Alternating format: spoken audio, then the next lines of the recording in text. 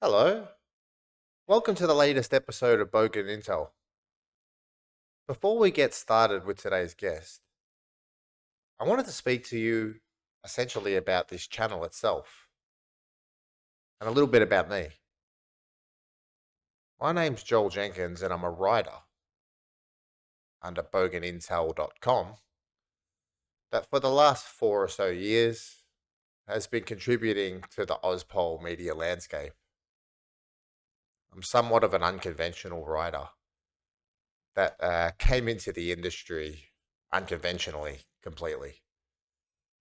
And I think my working class background, where I've come from, and what I hold dear to me helps me come from a different perspective to some of the legacy elements that pervade Australia's information landscape.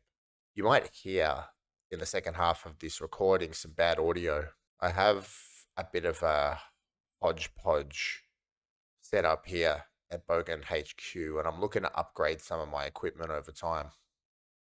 And on that, if I could ask you to support the channel in any way, from liking and subscribing on YouTube or any of the podcast platforms that you listen to this program, or going one step further, heading to Bogan Intel and subscribing, becoming a paid subscriber, or even chipping in a little bit for Patreon. I will include the link in the description. Any donation can help get us a better camera, get us the ability to put more content out and more into making content like this. Our next guest, Scott Burchill, joins us as a semi-regular guest to discuss development in the Trump-orchestrated Israel-Hamas peace talks currently underway in Egypt. Scott explores some of the details at present that are affecting the outcome of these discussions. He looks into some of the aspects of this current negotiation that might separate it from others. And we unpack some of the motivations in each of the parties, including how the Trump White House may be looking to conduct itself moving forward, and what options Netanyahu's Israel has. So without any further ado, please join us. Thank you very much for coming back again, Dr. Scott Burchill. Good to be with you, Joel. Now, it's good to have you on today as we have literal talks underway between Hamas and Israel in Sharm el-Sheikh, Egypt, that are focusing on implementing Trump's 20-point peace plan. Can you shed a bit of light on this one and let us know what's going on? Well, I think Trump's driving this because he wants primarily to get the hostages released. That's his, I think, high priority. The second aim, of course, is to, get a ceasefire. But as far as personal credit is concerned, he wants to be able to hang his reputation on being able to secure the release of the remaining hostages, both dead and alive. And if he can do that, then he'll say that he was a peacemaker.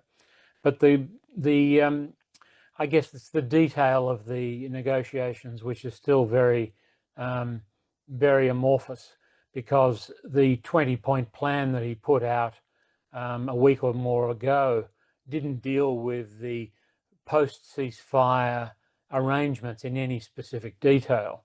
It was left to a sort of coordinating council of which he was going to be the head, and Tony Blair was going to be have some leading role as well. So a lot of those questions were put off or kicked down the road, if you like, because they were too hard to agree on. At the moment, it looks like the stumbling block is which Palestinian hostages will be released in exchange for the Israeli ones. So which ones coming out of jail, including, if we believe this morning's media, that there might be people responsible for the October 7th, 2023 attacks. So if that's a stumbling block, we may not even get to the first objective, let alone the long-standing and perhaps torturous negotiations to follow, where Gaza's arrangements will be reorganized. But there's a whole lot of questions that just don't have any answers at this point. For example, Trump said that the Gazans could stay or go. Well, they can't stay if 95% of the housing has been destroyed in the Strip, there's nowhere for them to live. He also seemed to imply that they can only be fed if they stop firing, which is an extraordinary condition to attach to the negotiations. But we've seen in the last 2 years, on a number of occasions, Prime Minister Netanyahu back out of agreements that he appeared to initially sign up to and find some escape clause to scupper them before their implementation. So we shouldn't underestimate that this might, in fact, happen again. The only difference this time, I think, is that Trump has more personally invested in a positive outcome, and he may not give Netanyahu the room to back out that he has taken on 3 or 4 occasions, really, since the initial attack 2 years ago. Now, on that, you say now there's a personal investment from Trump in this that might determine the outcome, but there's also a big global wave of an outcry against Israel at the moment. And I'm wondering if European, in the global south, nations around the world are applying a little bit too much pressure on Washington as well at the moment, and that might be dictating outcomes a bit too.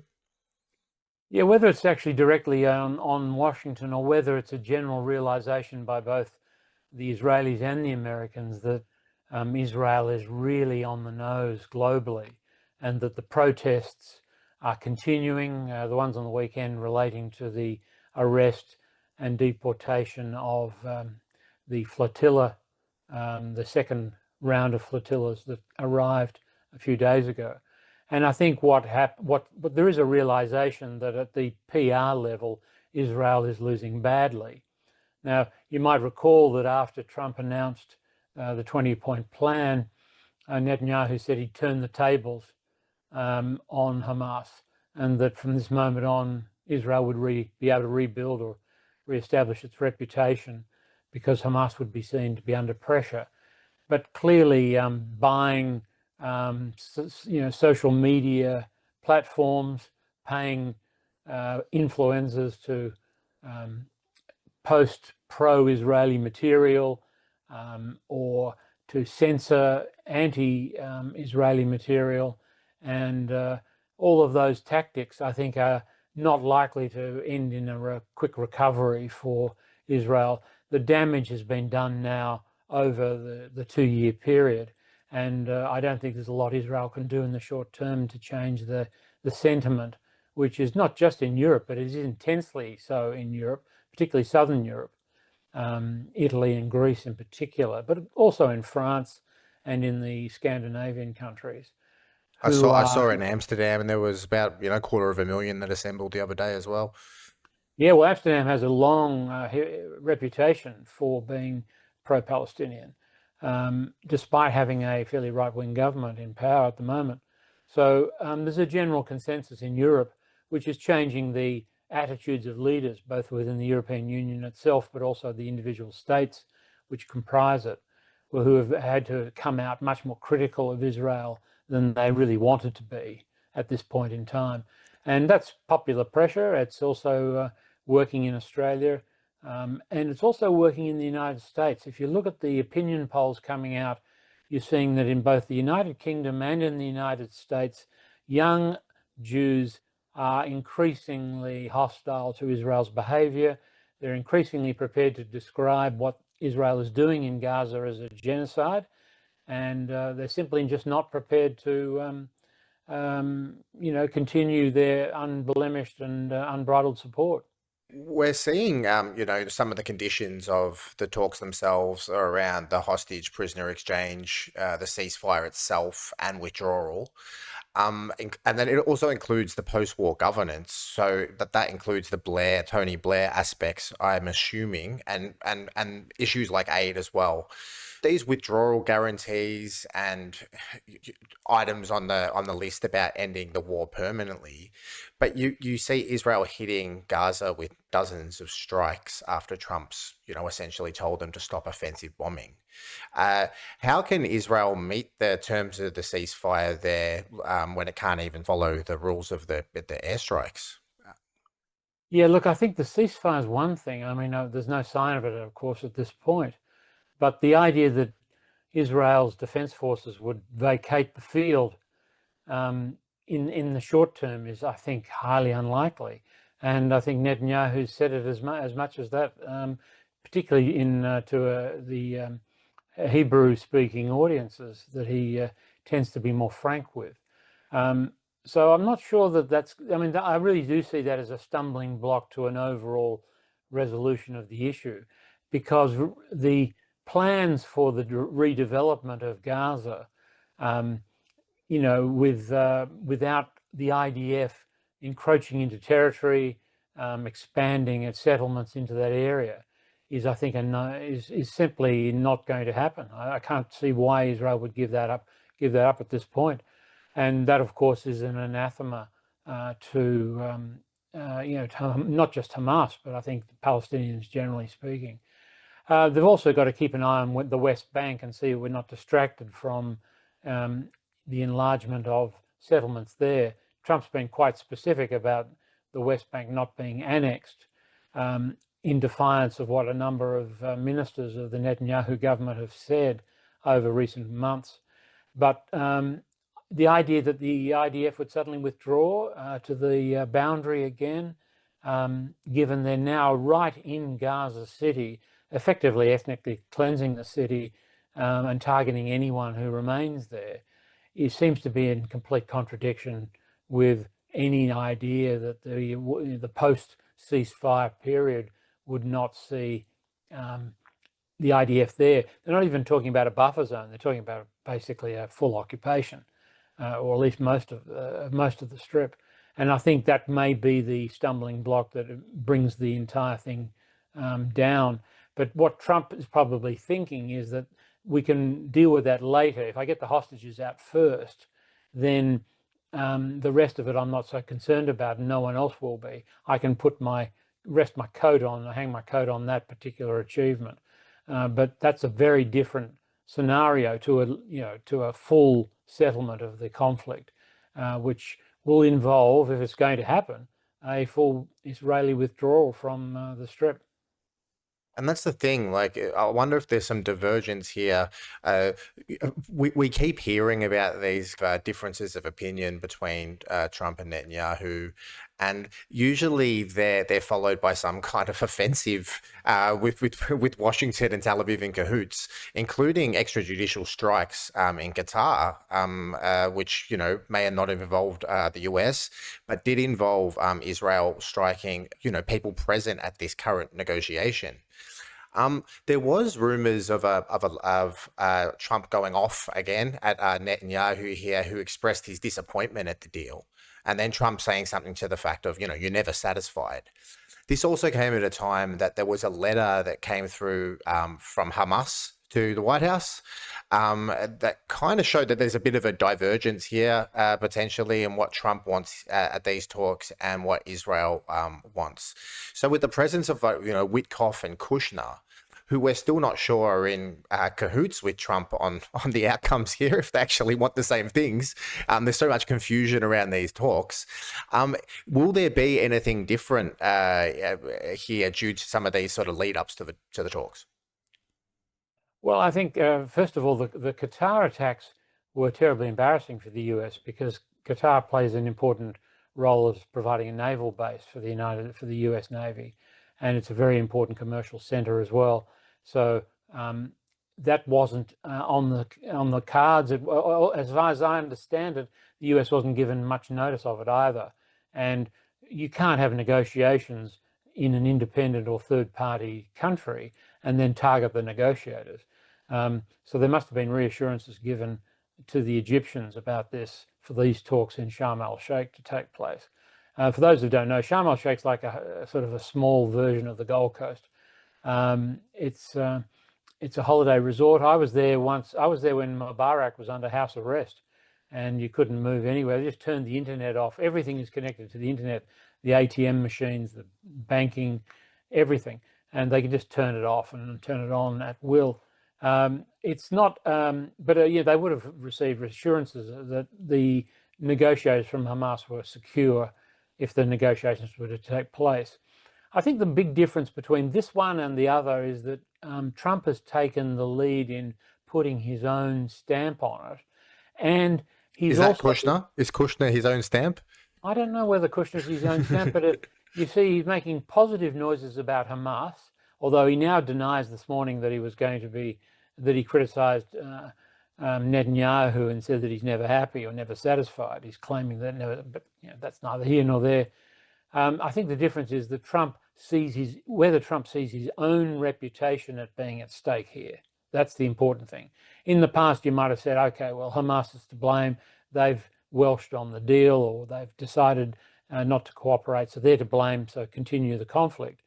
But from what we're getting from the White House is that Trump is reasonably satisfied with the attitude and the approach that Hamas is taking in Egypt. And that means that there's less room for Netanyahu to back out on the grounds that Hamas is not going to honor its commitments. And combine that with Trump's personal investment in announcing the plan, wanting a Nobel Peace Prize, wanting the credit for it as well, that squeezes Netanyahu's options considerably from previous occasions. So obviously there's a lot to play out here, but what Trump really wants in the short term is some initial advance on the achievements of a ceasefire or achievements of a negotiated settlement. And what he means, of course, by that is a full release of all the hostages. The problem then, of course, for the Israelis is who are they going to release on the Palestinian side that they've got in their jails? And you can bet your life that Hamas has a very significant and interesting list of people it wants released, including Marwan Barghouti, whom neither the Israelis nor the Palestinian Authority want released. And the reason for that is Barghouti is a reasonably charismatic figure. Some have called him the sort of Nelson Mandela of the Palestinian movement. And he would be seen as a direct rival in any forthcoming elections, which the Palestinian Authority has committed to. So they don't want him out. And nor do the Israelis, because they know they're dealing with someone who's much less likely to be compliant compared with Mahmoud Abbas. So there's going to be that sort of issue about who's going to be on the list and who's not on the list, and those negotiations might take a little time.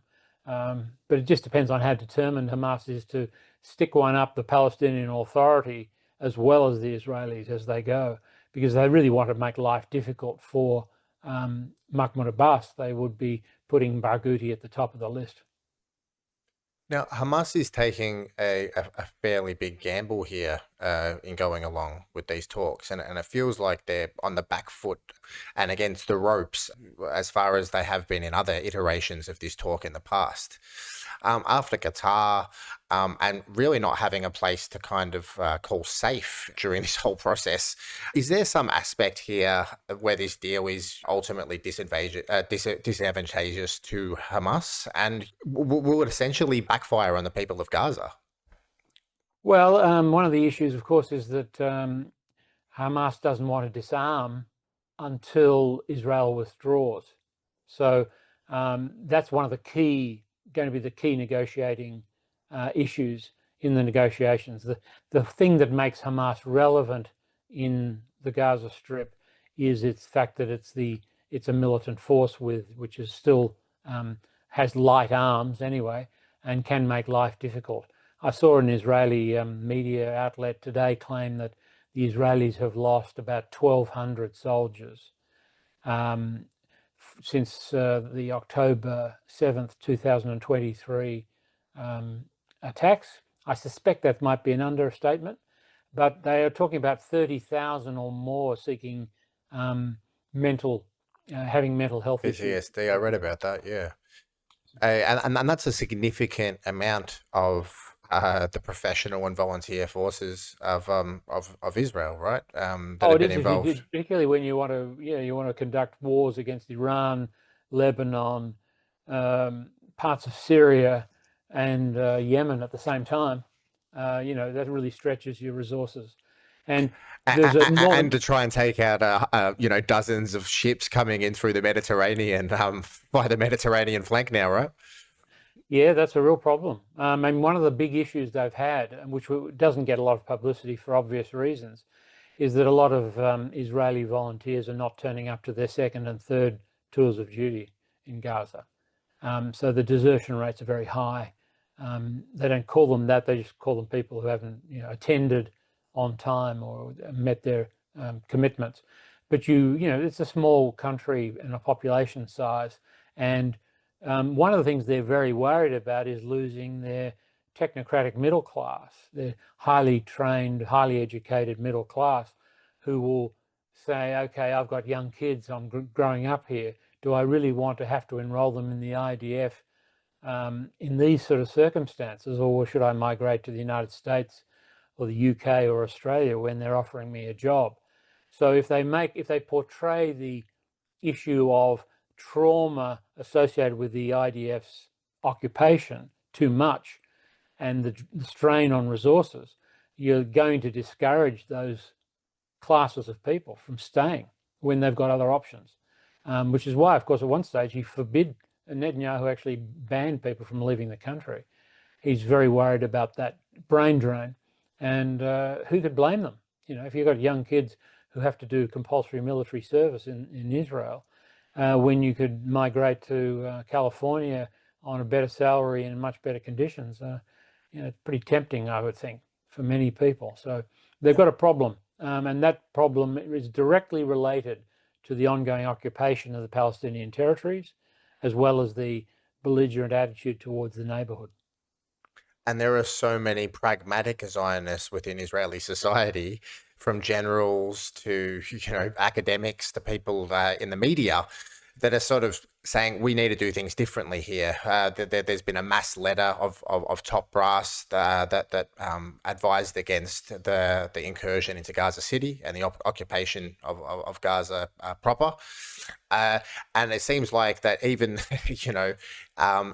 even on the Zionist side of the decision making now within Israel itself, there's a lot of doubt about Netanyahu's course of action. Is this fatigue in Israeli society, from the polity up through to the Knesset? Is this kind of having an impact on Netanyahu himself and his viability as a leader, and as a leader of viable Israel? Well, yes, I mean, I think obviously it does, but the smarter people in Israel are looking beyond Netanyahu. They know that whatever happens, he's got a limited tenure, and they want to know what Israel's going to look like post Netanyahu. And there's not much in the way of political opposition that is well organized, who are offering anything very different to what he's been putting forward.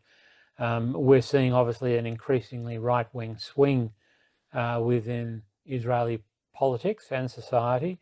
The left is almost vaporized. The Labour Party and remnants of the political left are virtually invisible. And, the hardheads are thinking, well, what happens after this? One thing to get the hostages back, that will relieve some of the pressure and the demonstrations that we're seeing on a regular basis in Tel Aviv, perhaps. But it doesn't deal with Israel's position in the world. And, they're not very happy about the fact that there are now countries they can't travel to.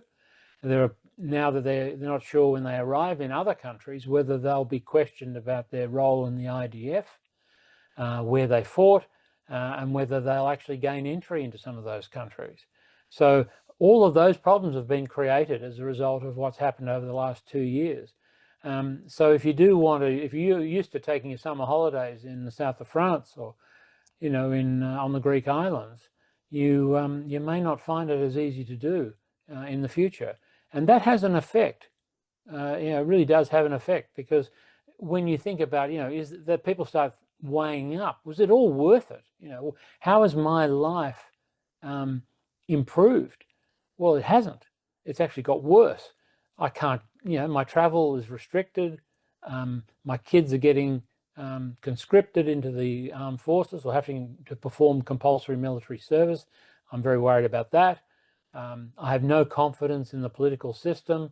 the trustworthiness of the Prime Minister and the people around him. And then they've got the religious fanatics who make up his coalition, who are, completely oblivious to what the world is saying to Israel about its behavior. And 2 years in, also, Scott, they can't even say what kind of dent they made in Hamas's numbers. Even at a tactical and strategic level, they're struggling to even have a rationale for continuing in Gaza. Well, they've got all that, and then they've got countries now for the first time recognizing the state of Palestine, which which includes Gaza. Yeah, of course, it's always been a contiguous part of the Palestinian territories, and that's clear under international law. And so they're now having to deal with the fact that a large percentage, an overwhelming majority of countries in the world recognize that whatever happens post-Netanyahu, Palestine needs to exist as a separate state, an independent state. And that's something that by his own admission, he has devoted his political life to oppose. And it's getting to the stage now where there are only a very small number of outliers who are not prepared to recognize the state of Palestine. Obviously, the United States is the most important and significant. New Zealand's sort of hedging its bets, but anyone who says, "Oh, we're waiting until there's a peace process is resolved," like the Liberal Party in Australia at the moment, is just talking nonsense. There is no peace process. So that's just a way of saying, and it's just another way of saying we're not going to recognize the state of Palestine under any circumstances. There's no peace process. And the reason, of course, is that the states were driven to recognize Palestine a couple of weeks ago is because they realized that if they don't do that, their own long-standing commitment to a two-state solution blows up in their own face. That's right. And in the case of, say, Italy with Meloni, you get to see what the consequences are of not recognizing the Palestinian state on the streets there. That was I was just there, and I can tell you the incredible work of the dock workers, the union movement in Italy, and even in genteel cities like Milan, you're seeing nightly demonstrations, both in supporting the flotilla, but also opposing what Israel is doing in Gaza. And Meloni, and the government, Meloni's not stupid. She knows that if this pressure intensifies, including I think second or third general strike in support of these issues, she will, like all other politicians who value their tenure in office, she will buckle, and she'll have no choice but to join the European consensus, which only really now excludes Germany and Italy. I think Italy will go first, and then Germany will follow up because it'll just be the odd person out. So the pressure is building, and the real worry for domestic governments like the Australian government and others is not what is happening internationally. It's the pressure that's being applied by their own populations. And they're just not, the population's demanding more. I put up on Twitter the other day about the overwhelming number of Australians who want sanctions imposed on Israel. Now, that's a huge shift in public opinion. Now, there's only, initially the government can buff it and ignore it and do all these sorts of things. And that sort of thing can be put off for a little while. But if it intensifies and grows, there's not much you can do. You have to either get out of the way and let someone else take over or accede to the pressure. So we've seen it go halfway to the recognition of Palestine. The next stage after that is the imposition of sanctions. There's such a false hot air pushing Israel up via Trump here, and it feels like Netanyahu's got pretty lucky with who he's got in the White House right now, because the wildest fantasies of the far right in Israel have seemed almost achievable, including more evidence for ratchet up of tensions with Iran. There's been aerial refuelers that have been moving around to the region and things like that. Constant threats that are happening in the background. I kind of wanted to look at this structure of Gaza that they're looking for themselves. Hamas is hoping for some of its requirements to go through, but I wonder if there's an element of Hamas actually, if there's concessions here from Hamas that amount to some kind of defeat within the negotiations here. Like if the wiggle room here is there at all for Hamas, there seems to be some kind of like surrender or will crush you that's coming in from the negotiating team of Witkoff and via Trump. So these problems are obviously there facing one side of the negotiation party. We hear about a warlord in Tony Blair essentially controlling Gaza, like just like a Western modern warlord. And that's combined with, rumors of cryptocurrency controlled smart cities. It feels more like something from John Carpenter's Escape from New York than it does from kind of some reality in cohesion with international law. So what is the scenario here, and is Hamas admitting defeat in these discussions? Yeah, look, I think people forget Hamas has about three different sections to it. There's obviously the militant section that we get told is Hamas, but there's also non-militant sections. There's a political section, there's a charitable section, there's a administrative section as well, and they're not always on the same page. So we can't assume with a unified voice, just like any political party. It has its divisions, and some groups are more influential than others. But I think you're fairly accurate in saying Hamas up to a point is admitting defeat. And you have to remember that Hamas, I think within a week of the attack on the 7th of October, was basically saying, look, we'll release hostages if you withdraw. I think they realised they'd overstepped the mark, that particularly in targeting civilians, they really destroyed any credibility they had internationally, and so they've been backtracking ever since. But they've got to also convince their own people and their own supporters that they're not just giving without getting any gains.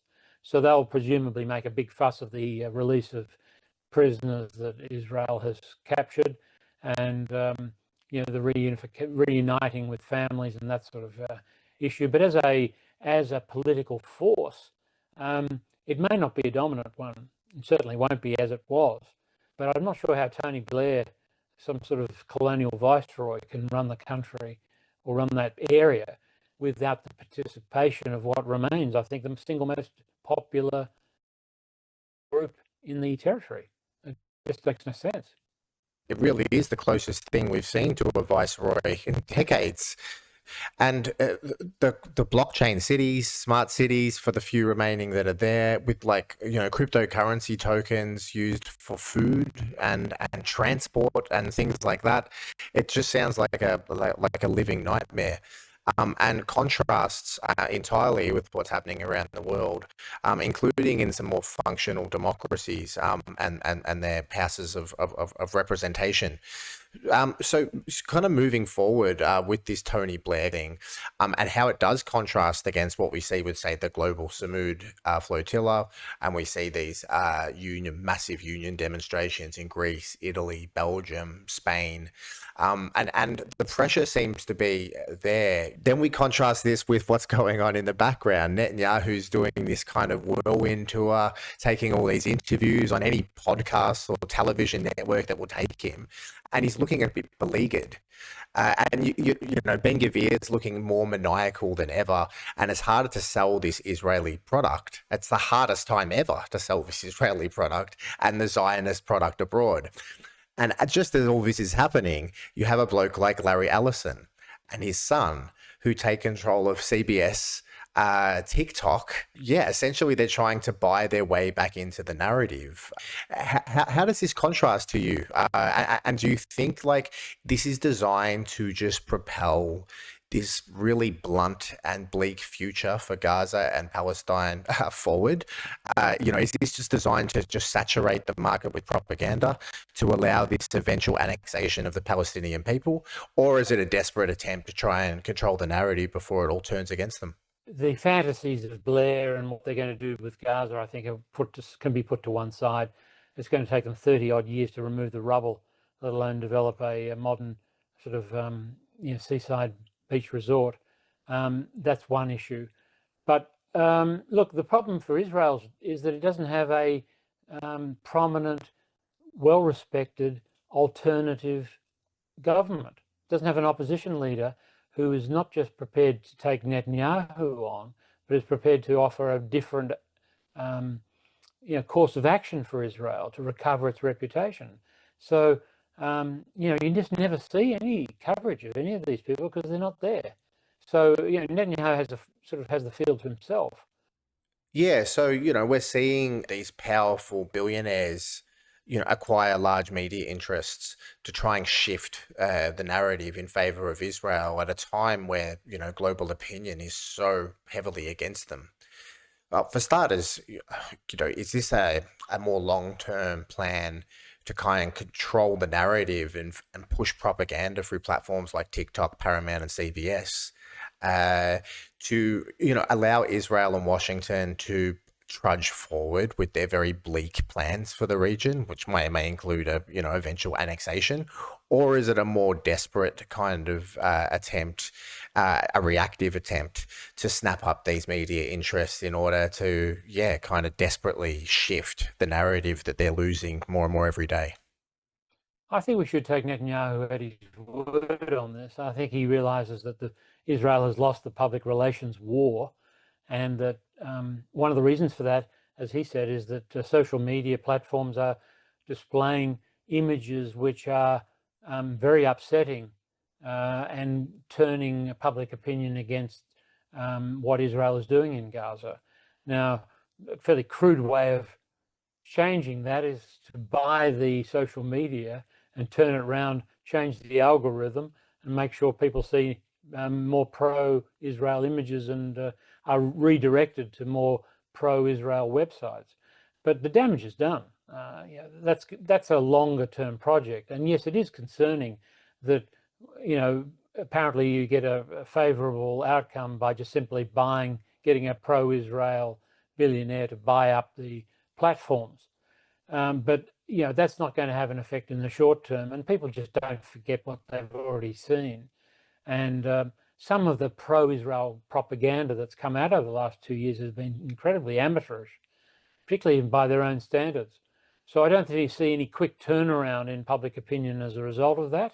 I think they will try and, of course, for the longer term, it's a medium to longer term project, and that is boost pro-Israel sentiment around the world as much as possible by demonizing Palestinian positions, and also perhaps diverting attention away from the rather unpleasant images that people can easily access now on the internet if they know where to look.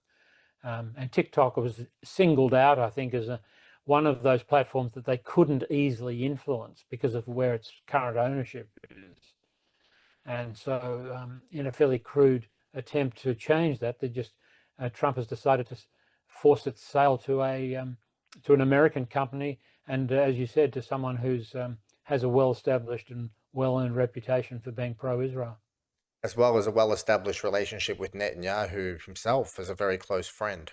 And, the Ellison family, Barry Weiss as well, who, he bought her essentially a Substack platform for $150 million and then put her in charge of CBS News. She's trained in Israel after, being very heavily involved as a young journalist in, pro-liberal Zionist kind of work. And now she's shifted quite heavily into that space. So it seems like there's an ideologically aligned group of people that are, trying to shift things in the background. They are, but they're up against public opinion. That's the problem. If any of these platforms or newspapers move too far to a pro-Israel position, they're going to lose their audience. even more than they've already have. Well, I was about to say, I mean, anything Barry Weiss touches now is going to be marked, and I think CBS is a massive labyrinthian legacy network there, and they're essentially giving it away to some people that could be prepared to sort of burn it up in a year or two to try and get some short-term outcomes done for as you say, for public opinion and for an end game that can't be shifted. But that said, again, I do want to ask you, I mean, it seems like there is an artificial buoyancy to Netanyahu and Israel right now that comes via Washington. It was first solidified by Biden, who provided a lot of support all the way through to the end of his presidency, even up until the 11th hour in that transfer window. But Trump really has put in a little bit extra here via the Miriam Ellison, potentially via the Epstein stuff too. And there's a special Trump mark that we saw coming from from the first term when he recognized when he put the embassy in Jerusalem, and there were a lot of signs, with Jared Kushner and things like that there was an interest in the region. But is there a preparedness? We've heard it from the right-wing factions. We've heard it from Netanyahu himself that they're just going to have to buckle up and go along here and push forward with the support of the United States against the tide of global opinion, against what anyone says, because hashtag never again, hashtag a whole bunch of other things. I mean, is there a chance that this is happening as well? Well, it's interesting. I saw a report about the extent to which AIPAC was on the nose in the United States, that it was seen as a toxic influence on public opinion.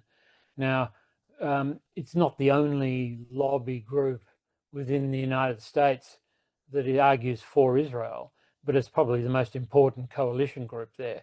And that's a sea change. That is a sea change in policy, just as the views of young American Jews has changed, and that's a sea change as well. And that's happened over time. There was evidence of it well before the October 7th, 2023 attacks.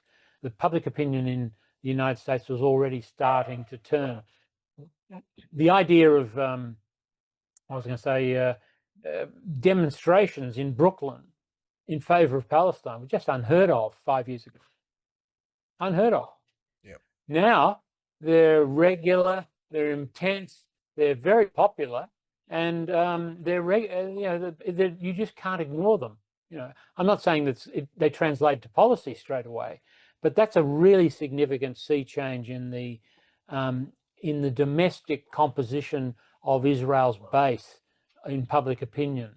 And so much so that someone like Zohan Mamdani can come in and have a 70-something+% chance of sweeping the mayoral race against Cuomo, who's in the under 20% or something like that, simply by taking a pragmatic position here.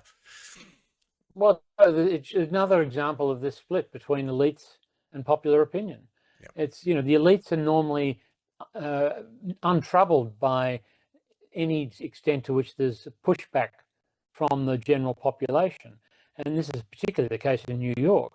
So what you're seeing is a moral panic amongst Wall Street and financiers and stockbrokers and investors who are finding themselves with the prospect of a new mayor who doesn't play the game. And you're seeing it in their Twitter comments. They just don't like what he says. But the problem is he resonates with the people who are going to vote.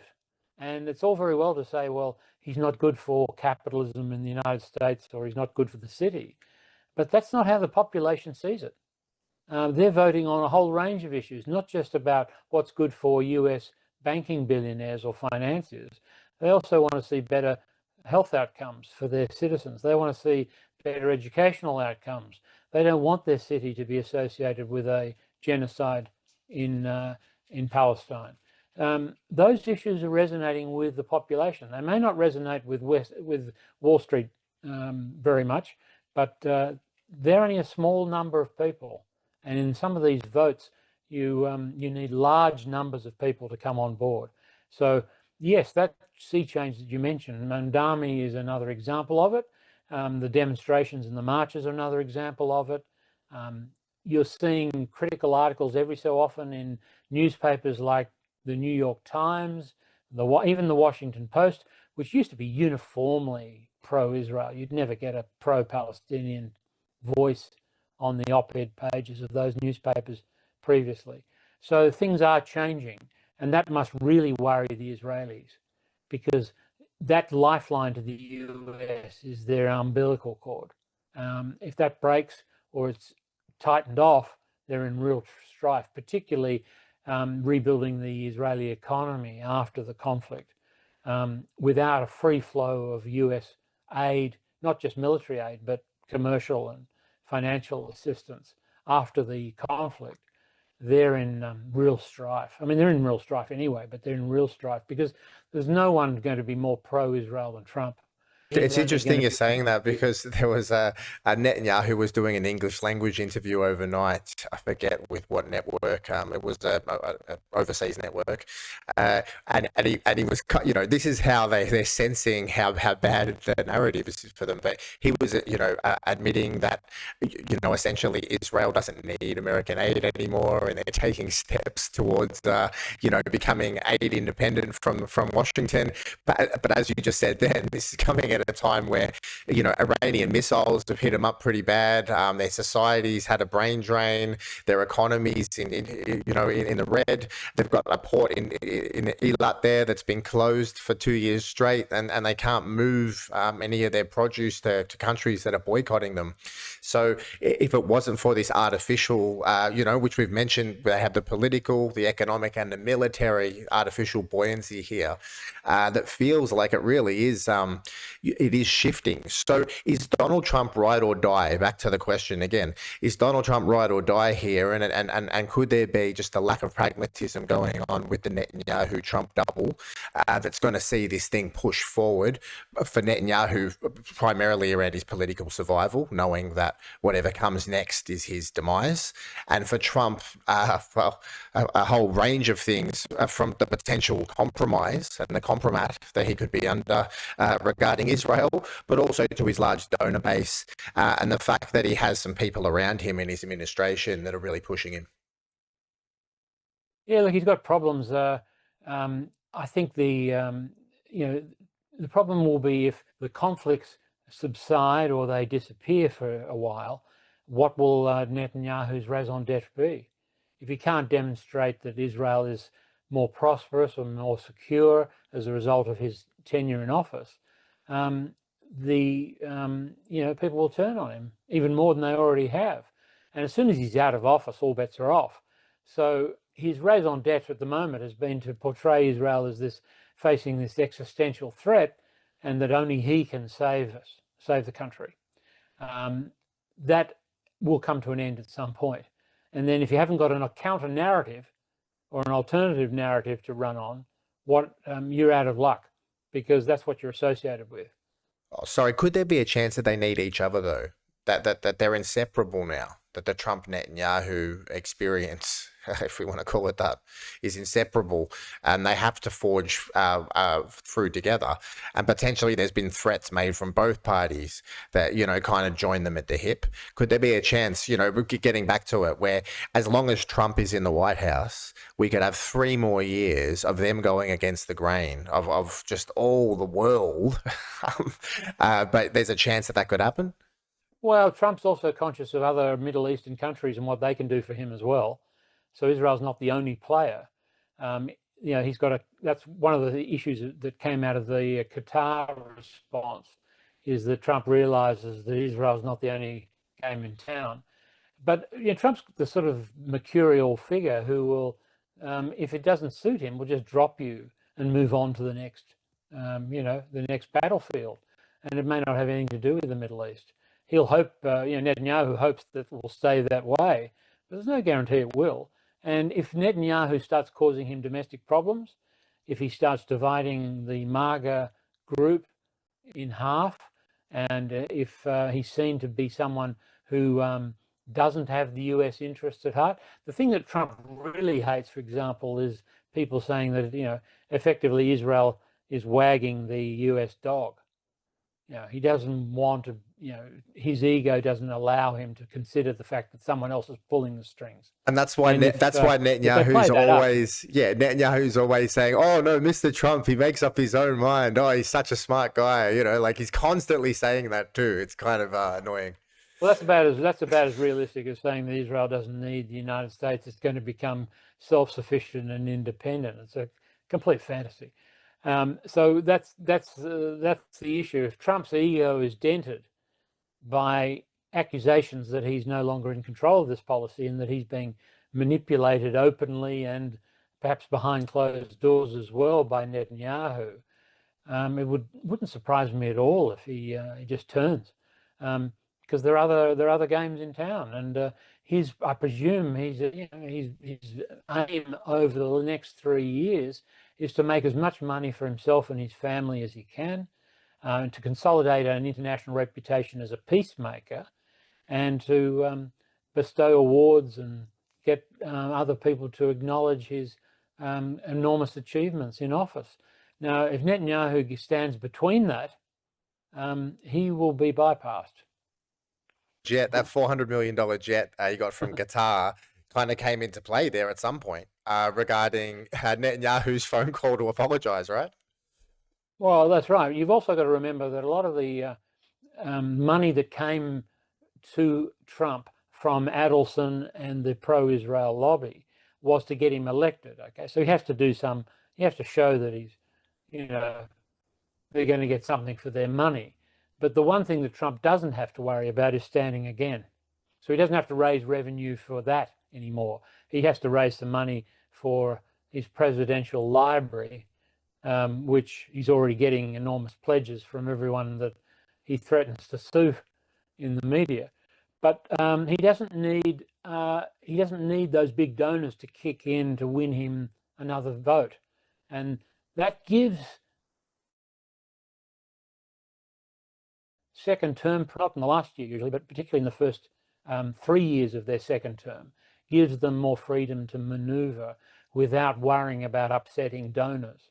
It's when you need them again at the end of your term to fund your re-election, that's when you can't upset them. But Trump's already done that. He's been paid. He's delivered the arms and the support for Israel that he was told he had to do. Now he moves on.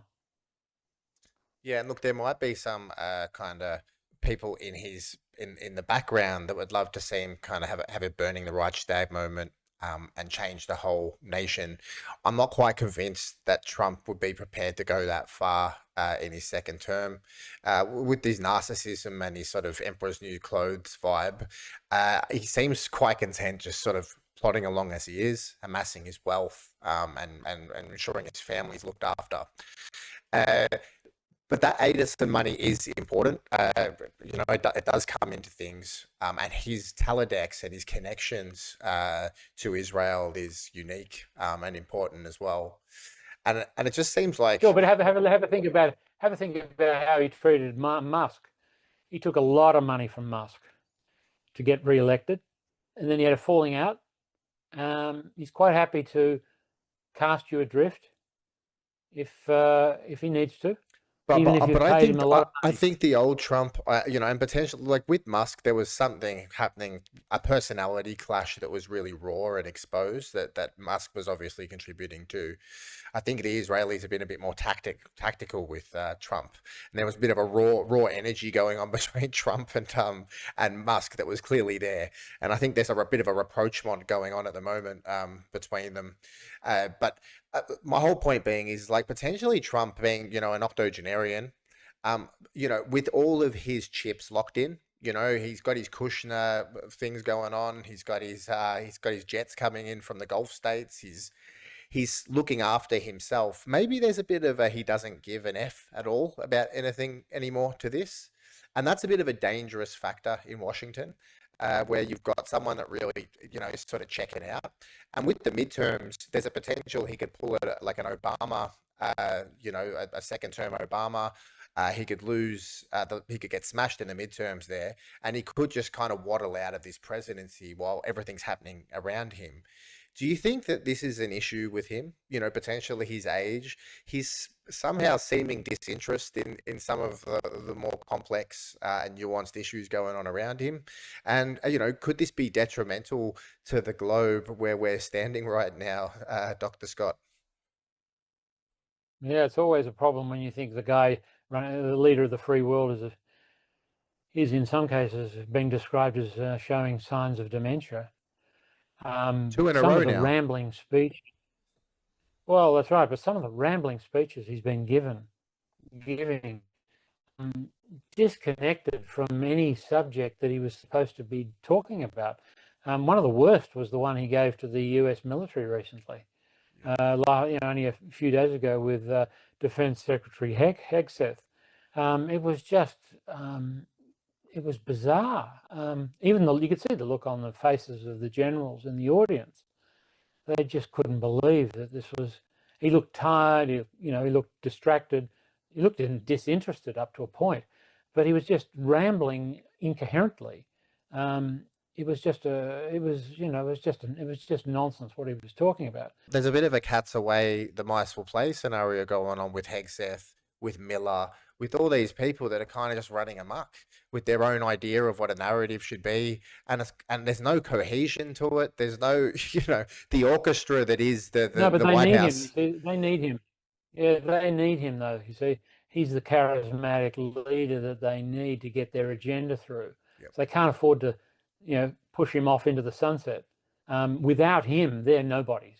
They just don't have the cachet. They don't have the influence. They have little or no respect, and they don't have the contacts that he has. So they can't afford to cut him loose in that sense. They need him as at least a figurehead there. But he's not the sort of guy who, like Reagan did, who recognized his limitations and delegated authority to people around him. Trump's not that sort of person. If he doesn't get someone doing what he wants, he just sort of sacks them and replaces them with someone more compliant. That's his style. So the idea that he'll wake up one day and realize that it's all a bit beyond him now, and it's better if I hand over day-to-day responsibilities to people around me. It just doesn't seem to be consistent with his personality. I mean, Reagan used to begin cabinet meetings with offering jelly babies, jelly beans around, and then make his excuses and leave, so that the adults in the room who were still compos mentis could run the government. He knew he wasn't up to it. I mean, that was his greatest gift. The greatest skill that Reagan had was he Could knew how defer. incompetent he was. Trump doesn't believe that for a moment. And that is a worry, as you suggested. What happens when a guy's unhinged and still thinks he's sane and in control of everything? Whether we should see these speeches as evidence of physiological or mental decline, as many do, I don't know. And you'd have to be his medical practitioner to know exactly what's going on there. But remember, the worst thing about this is that we're not even the full year into his No, term. no. It's the longest year I've ever had in politics, to be honest. Well, It's there's just 3 more dragged. years of this. What shape will he be in when he's what is he 78 or something now? He'll be 81 by the time he gets to the final year. I mean, it's going to be something to observe, because even a very fit and switched on person of my age, and Obama and I are the same age, they go through periods during the office when it gets a bit too much for them. They get very stressed, they get unwell, it takes a physical toll. We can expect that to happen as in the normal course of events. So you have to wonder what we'll be seeing in 3 years' time if he survives to that end.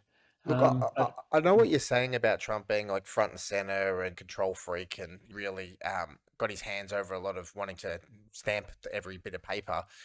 But also, I mean, there's a bit of an illusion of that in this second term compared to the first, I think. Like, I think Trump was much more lethargic and beleaguered than ever, all the way through his election campaign. And really, the only thing that kind of kept him somewhat not seeming like that was because he was against Joe Biden, which was, a pretty poor matchup. And he could dance better cognitively on stage talking crap. But yes, we've seen it now, like just around some of the statements he's making that are just completely disconnected with the event he's at, or he'll speak to something that's like from a QAnon post, or about clean energy or something.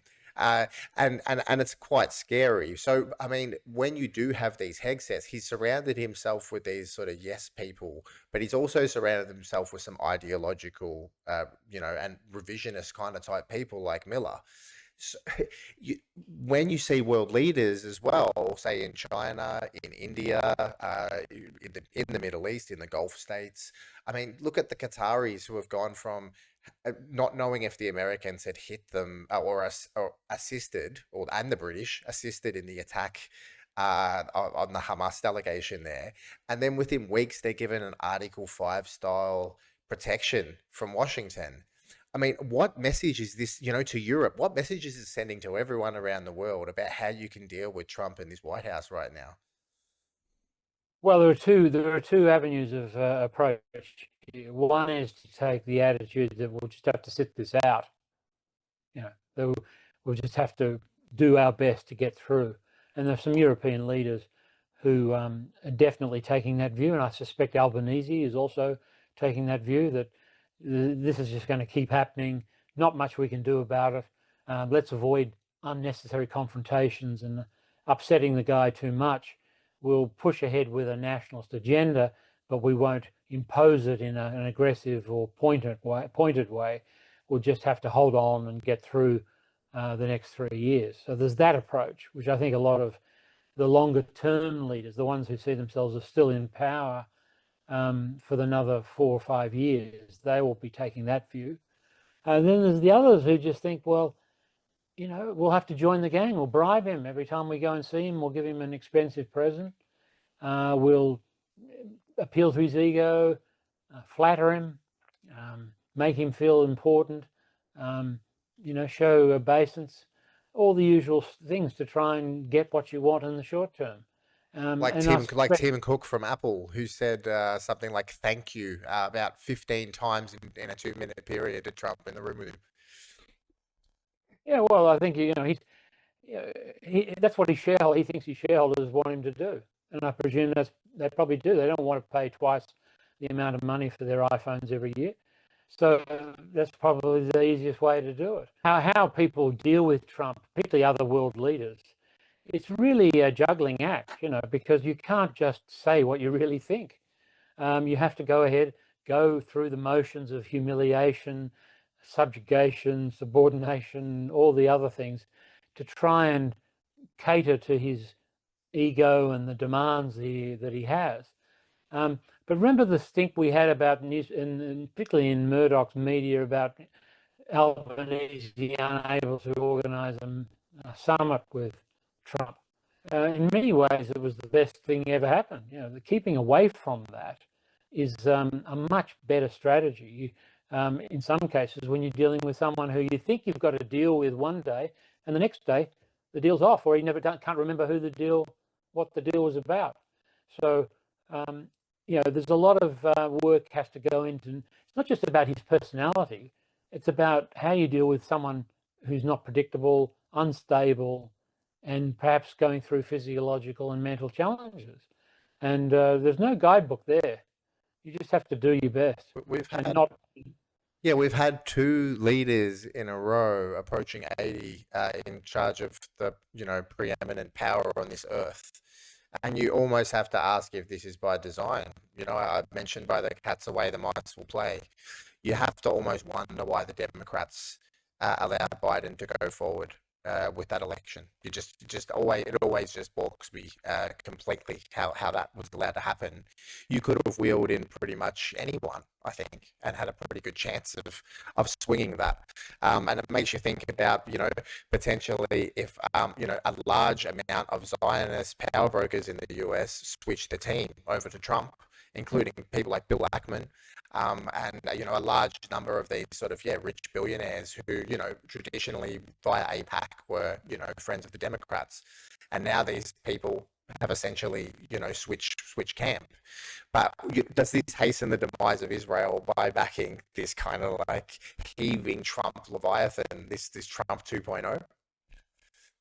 Well, it may be. Look, that whole fuss about Biden was simply an example of why the Democrats are a pathetic political force. It was all done about. It was all about deals struck with with people, factions in the Democratic National Convention.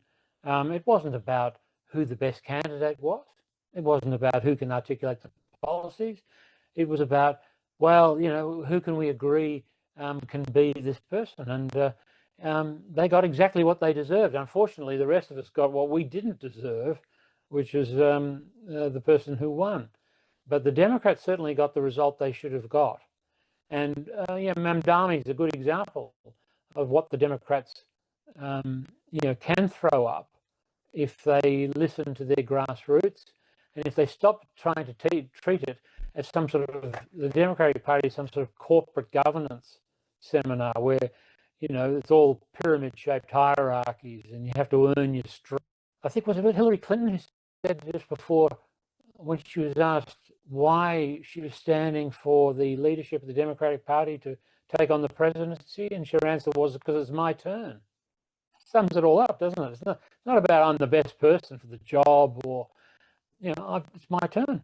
How do you feel? How confident are you here, Scott, that there is going to be some kind of meaningful resolution here from these talks in Egypt? And what's the chances that we could see a lasting ceasefire for the people of Gaza? Well, I think it's going to unfortunately be a hybrid victory.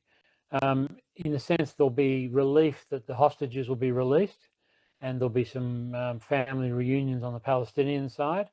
But when it comes to the hard decisions about post-war Gaza or post-conflict Gaza and the administration of that, as well as the demilitarization of the region, the withdrawal of Israeli forces, I think that's a much harder road. I think you've got to split them in two, and the first will be relatively easy, the second will not be so easy. Thank you very much for being here, Scott, and providing your insight into what seems to be a very confusing turn of events constantly regarding these negotiations. So thanks for being here. Thanks, Joel. Cheers.